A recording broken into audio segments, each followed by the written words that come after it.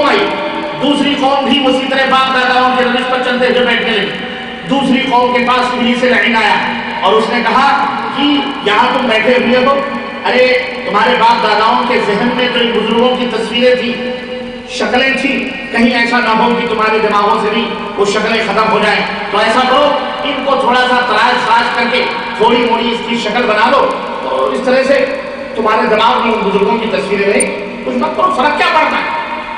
چنانچہ ان کو اچھی لگی یہ بات اور انہوں نے کیا کیا جناب عالی، انہوں نے اس کی تھوڑی بہت تراش تراش کری، کوئی شکلیں وکلیں بنانی، چھینی اور لوہے پتھر لے پتھر میں کاٹ کر اور وہاں بیٹھے۔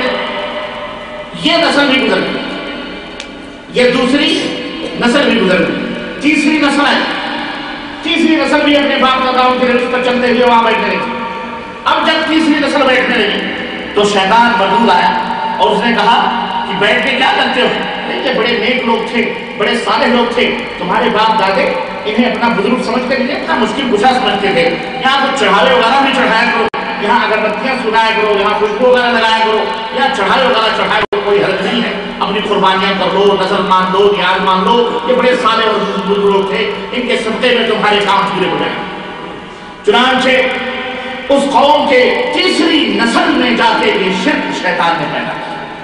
کتنا صبر کیا شیطان نے، 3 صدی صبر کیا اس نے، اور آج ہم 1 گھنٹے میں سوچتے ہیں کہ لوگ صحیح راستے پہ آ جائیں۔ میرے عزیزو ایسے نہیں، 3 صدیاں اس نے برداشت کی شیطان نے، اور 300 برس کے بعد تیسری نسل کو وہ گمراہ کرنے کے بعد یہ صحیح بخاری کے اندر روایت ہے۔ اور وہ کون کون صالحین تھے؟ ود، سعا، یغوث، یعوق، نصر، یہ 5 پنجتن پاک تھے اس دور کے۔ ہاں آج بھی 5 پنجتن پاک ہے نہیں؟ بولو آج بھی تو 5 کا آنکڑا چلے گا، 11ویں کا بھی آنکڑا چلے گا، 5 کا بھی آنکڑا چلے گا، وہ چلتا ہے چلتا ہے، اور 40 کی بھی آنکڑے چلتے ہیں۔ تو یہ 5 پنجتن پاک تھے، ود، سعا، یغوث، یعوق، نصر۔ اور حیرت ہوگی آپ کو، آج بھی غیر مسلم جو ہندو ہیں ان کے ہاں بھی 5 پنجتن پاک، ہاں 5 ہیں، رام، لکشمن اور رام، لکشمن، سیتا، لو اور کش، لو اور یہ لو اور کش یہ رام کے بیٹے۔ لو تو حقیقی بیٹا ہے، کش تو جنگل میں پیدا ہوا تھا، گھاسوں سے پیدا کیا تھا ایک کسی سادھو نے، سیتا سے، اللہ بہتر جانتا ہے اس کا کیا معاملہ ہے۔ المہم یہ 2 بیٹے، ان میں ود، سعا، یغوث، یعوق، نصر، یہ 5 بزرگوں میں ایک عورت ہے، یہاں ایک عورت، اس میں ایک عورت کا نام ہے۔ یہ ہندو لوگ جو 5 مانتے ہیں اس میں بھی ایک عورت ہے، اس میں بھی ایک عورت، کون؟ سیتا۔ مسلمانوں میں بھی 5 بندے ہیں اور ان میں بھی ایک عورت ہے، میں بتاؤں کون سی؟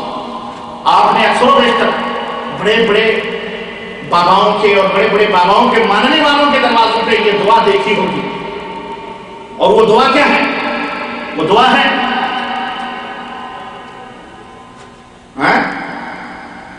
وہ دعا کیا ہے بتاؤ؟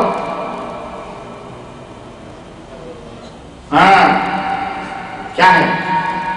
یاد نہیں آپ لوگوں کو نہیں معلوم؟ میں نے بتایا ہے اور افسوس کیا پورا معلوم ہے۔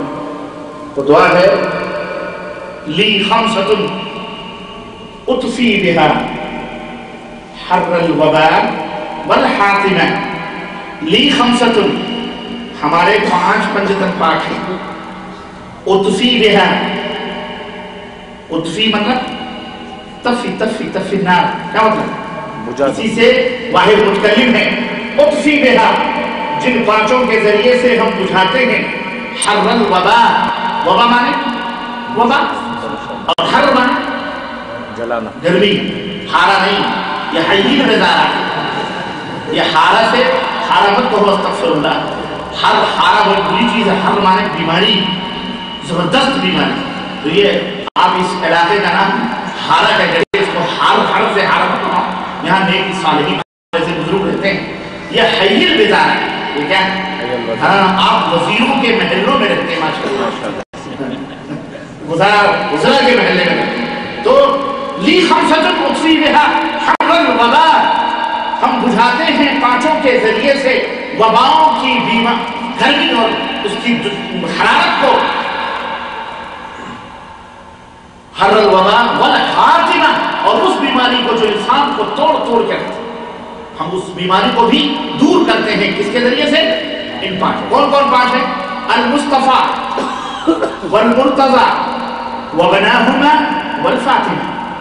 المصطفیٰ محمد صلی اللہ علیہ وسلم، والمرتضیٰ علی بن ابی طالب رضی اللہ تعالیٰ، وبناہما، اور ان دونوں کے بیٹے حسن اور حسین، والفاطمہ، اور یہاں بھی عورت ہے حضرت فاطمہ رضی اللہ.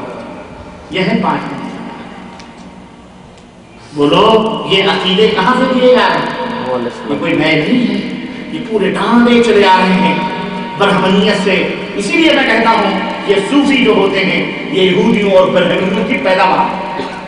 صوفیہ جو ہیں، صوفیہ ٹوٹلی نہ کہو کہ پھرانے بڑے پاک ہیں، بڑے پوتر ہیں. ارے ان کے پیچھے جاؤ گے دند کہیں نہ کہیں نظر آئے.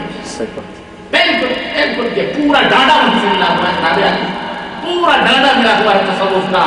ہاں، یہ سب ایک حمام میں ننگے ہیں. میرے سامنے کوئی اپنی طہارت اور پاکیزگی کا تذکرہ نہ کرے، یا کسی کے جھوٹی اور سچی کرامتوں کو لا کر بیان کر کے بھیجے فلانے بزرگ لگانے. ارے تم نے بنایا نہیں، سمجھ آئی کہ نہیں آئی؟ میرے عزیزوں، میرے دوستوں اور بھائیوں، الغرض کہنے کا مطلب یہ ہے کہ یہ حقیقت ہے شرک کے ابتدا کی. شرک اس طرح حکومت اس قوم میں اللہ کے بندوں میں داخل ہوا، اور پھر اس کے بعد آج تک یہ شرک چلتا آ رہا ہے، اور ہمارے نبی انہی مشرکین میں بھیجے گئے، اور آج کی امت کے اندر بھی شرک آیا. بعض لوگ کہتے ہیں کہ کلمہ پڑھنے والے مشرک کیسے ہوں گے؟ مشرک تو شرک خلاف. اللہ کے نبی نے فرمایا میری امت میں کوئی مشرک ہی نہیں ہوگا. واہ واہ، یہ کہاں سے بیٹا بول رہا ہے؟ اس کو پوچھو. اللہ کے نبی فرماتے ہیں کہ لا تقوم الساعة حتى تلحق قبائل من امتی بالمشرکین. اس وقت تک قیامت نہیں آ سکتی جب تک کہ میری امت کے کچھ لوگ مشرک نہ بن جائیں اور وثن کی، اوثان کی پوجا، بتوں کی پوجا نہ کریں. اس وقت تک قیامت. اور یہ جو آج چلے پوجے جا رہے ہیں، پتھر لالا کی طرح کی، یہ چلہ کس کا ہے؟ خواجہ غریب النواز کا ہے. یہ چلہ شیخ عبد القادر جیلانی کا ہے. اور چلے کا مطلب اس قبر کی مٹی لے آئی ہے، اس قبر کا جھنڈا لے آیا ہے، اس قبر کی اینٹ لے آئی. محلے محلے میں بامبے وغیرہ میں دیکھو جھنڈے لگا لگا کے کس کا چلہ ہے؟ روزے پاک کا چلہ ہے. آج ان کے چلے پر 11ویں، آج ان کے چلے پر جمعرات کو فاتحہ ہے آ رہے ہیں، وہاں جھوما جا رہا ہے، وہاں تعریف، سب کے چلے پلے سب کر رہے ہیں. یہ سارے کے سارے یہودیت اور نصرانیت اور برہمنیت کی دین. اسلام سے اس کا ذرہ برابر بھی کوئی رشتہ اور تعلق نہیں ہے. اللہ انہیں یا تو نیست و نابود کرے، غارت کرے، یا اللہ انہیں ہدایت کا فرمائے. بولو آمین. اور یہ سارے کے سارے کہتے ہیں کہ ہم دین محمدی پر ہیں اور ہم نبیوں والے راستے پہ چل رہے ہیں. یہی نبیوں کی دین، نبیوں کا دین ہے. ارے نبی تو شرک کو مٹانے کے لیے آئے تھے، نبی نے تو شرک کو مٹایا. ان کی امت شرک کو بیدار کر رہی ہے. جیسے کرسچن کہتے ہیں ہم عیسیٰ علیہ السلام کے دین پر ہیں اور وہ جھوٹ بول رہے ہیں. جیسے عیسائی یہودی کہتے ہیں ہم دین موسوی پر ہیں، حالانکہ وہ جھوٹ بول رہے ہیں. آج بھی امت محمدیہ میں کچھ ایسے لوگ ہیں جو کہتے ہیں ہم دین نبی پر ہیں، اور وہ جھوٹ بولتے ہیں. کیوں؟ اس لیے کہ جس طرح عیسائیوں کا عقیدہ عیسیٰ علیہ السلام سے نہیں ملتا، موسیٰ اور یہ یہودیوں کا عقیدہ اور عمل حضرت موسیٰ علیہ السلام سے نہیں ملتا، ایسے ہی امت محمدیہ میں بھی کچھ کلمہ پڑھنے والے مشرکین ایسے ہیں جن کا ایمان اور عقیدہ اور ان کا عمل حضرت محمد رسول اللہ صلی اللہ علیہ وسلم سے نہیں ملتا. مومن وہی ہے اور نبی کی راہ پر وہی ہے جس کا ایمان اور عقیدہ بھی نبی جیسا ہے اور جس کا عمل بھی نبی جیسا ہے. سمجھ آئی کہ نہیں آئی؟ ہاں، وہی مومن موحد ہے. باقی توبہ کر لو نہیں تو تمہیں جنت میں جانے کی کوئی گارنٹی نہیں.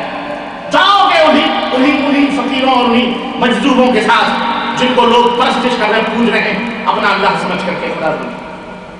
نبی کے ساتھ جانا ہے تو نبیوں جیسا عمل، نبیوں جیسا ایمان اور عقیدہ رکھو. کوئی مائی کلال ثابت کر دے کہ حضرت محمد رسول اللہ صلی اللہ علیہ وسلم نے کوئی درگاہ پوجی ہے؟ بولو. کوئی مزار بنایا ہے؟ باپ ابراہیم کی بڑی عزت کرتے تھے، لیکن ابراہیم کی قبر پہ گئے وہ؟ مکے کے اندر بھی بہت ساری قبریں، فلسطین بھی گئے، کہاں کہاں گئے، کہیں کسی کی قبر پوجی؟ اور خود حضرت صحابہ نبی کے جو شاگرد تھے انہوں نے نبی کی قبر کو پختہ بنوایا، پوجا پاٹ کیا۔ کون کہتا ہے؟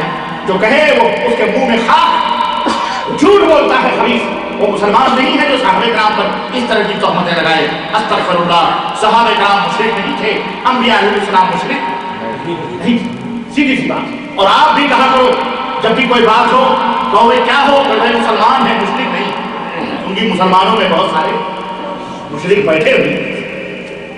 سنو، قوم کے سامنے توحید کی دعوت حضرت نوح علیہ السلام نے پیش کی اور کہا کہ انی اخاف علیکم، میری قوم کے لوگوں میں ڈرتا ہوں تمہارے اوپر، کس سے؟ عذاب یوم عظیم، قیامت کے دن کے عذاب سے میں ڈرتا ہوں کہ کہیں تمہیں وہ قیامت کا عذاب آ کے پکڑ نہ لے۔ قوم نے کیا کہا؟ اللہ اکبر، میرے یارو اور اے توحید کی دعوت کو پھیلانے والوں، سنو، ہم یہی کہا کرتے ہیں کہ اول دعوت، سب سے پہلی دعوت کون سی ہے؟ کس کی طرف دعوت دینی؟ بولو، توحید کی دعوت، اللہ کی طرف دعوت۔ بعض لوگوں نے کہا زکات کی طرف دعوت دو، بعض لوگوں نے کہا نماز کے بہانے بلاؤ، بعض لوگوں نے نماز کی دعوت دو، زکات کی دعوت دو، بعض لوگ کہتے ہیں نہیں، پہلے حکومت کی دعوت، پہلے سیاست میں گدی حاصل کرو، جب سنہاسن مل جائے گا اسلام لے آئیں گے۔